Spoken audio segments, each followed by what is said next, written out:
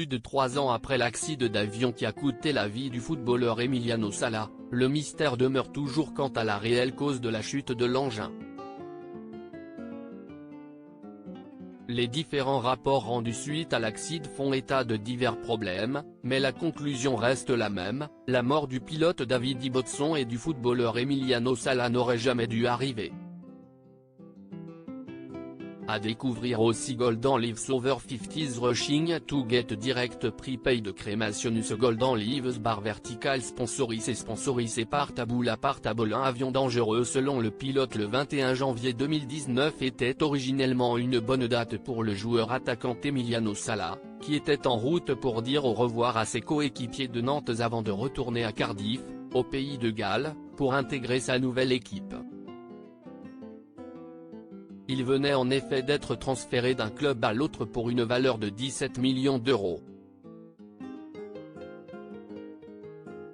Seulement dès le trajet aller, effectué par le pilote David Ibbotson, il a été rapidement clair que quelque chose n'allait pas avec l'avion censé les transporter, un Pipa 46 Malibu.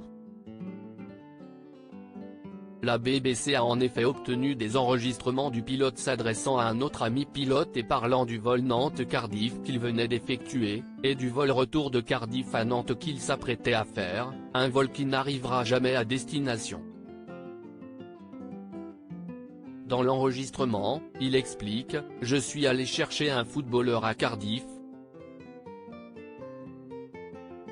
Ils m'ont confié la tâche de le récupérer dans un avion dangereux. D'habitude, j'ai mon gilet de sauvetage entre les sièges, mais demain, je le porterai, si est sûr ».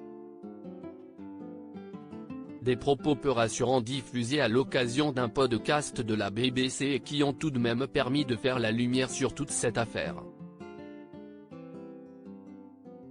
D'autant plus que, comme il le confie à son ami, ce pilote non qualifié pour voler de nuit a entendu une détonation pendant son vol aller effectué en solo. J'étais en train de voler et puis boum. Je me suis dit, qu'est-ce ce qui ne va pas? Alors j'ai vérifié les paramètres, tout était bon et il volait toujours, mais ça a attiré mon attention.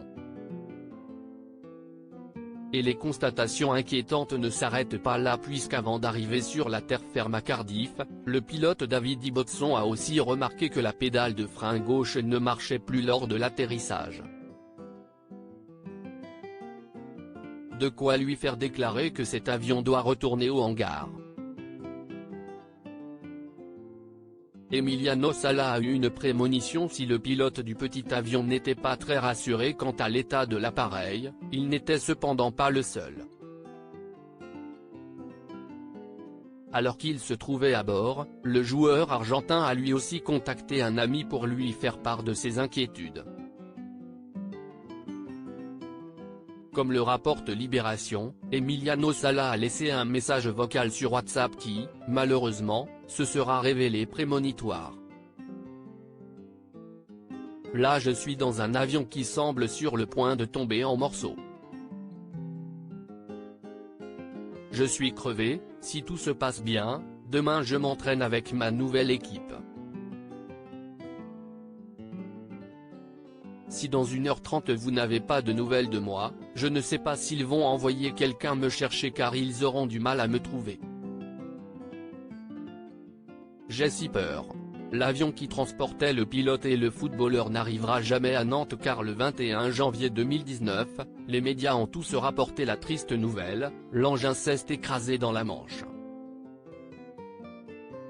Si le corps du pilote n'a jamais été retrouvé, il aura fallu attendre 2 semaines pour que le corps d'Emiliano Sala soit retrouvé dans la carcasse de l'avion, à 67 mètres de profondeur. Une fuite mortelle. Qu'est-il arrivé ce jour tragique, et pourquoi l'avion s'est-il écrasé en mer à la vitesse de 435 km/h, ne laissant aucune chance à ses passagers? Selon l'autopsie d'Emiliano Sala et les analyses effectuées, le footballeur est mort intoxiqué au monoxyde de carbone, et non pas suite au crash.